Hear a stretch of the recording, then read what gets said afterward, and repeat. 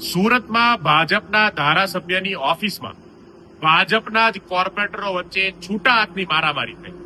મારામારી એવી થઈ કે હાડકા ભાંગી નાખ્યા એવી મારામારી થઈ. શું કામ? જાણવા મળતી વિગત પ્રમાણે તોડપાણી કરવામાં લીધેલા પૈસાની વેચણીને લઈ અને આ કોર્પોરેટરો જે છે અંદર બાખેડા છે.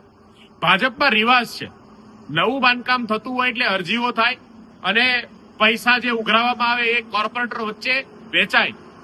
જાણવા મળ્યું છે કે વોર્ડ નંબર 5માં કોર્પોરેટરો વચ્ચે તોડપાણી કરેલા પૈસાની વેચણીને લઈ અને આરોપો અને પ્રત્યારોપો થયા અને ધારાસભ્યની હાજરીમાં જ પૈસાની વેચણીને લઈ અને ઝઘડો થયો અને એમાં એકાબીજાની સાથે જે આપણે સૌએ જોયું કે આ આખી ઘટના કેવી રીતે ઘટી.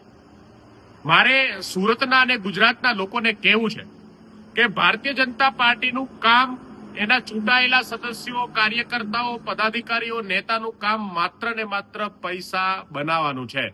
એમનો ધંધો જ લોકોને લૂંટવાનો અને ઘર ભરવાનો છે અને આ આપણને સૌને વર્ષોથી સમજાય છે.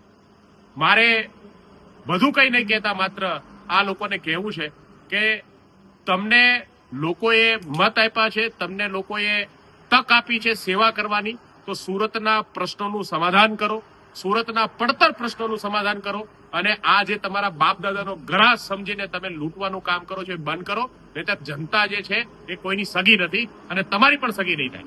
જય હિન્દ.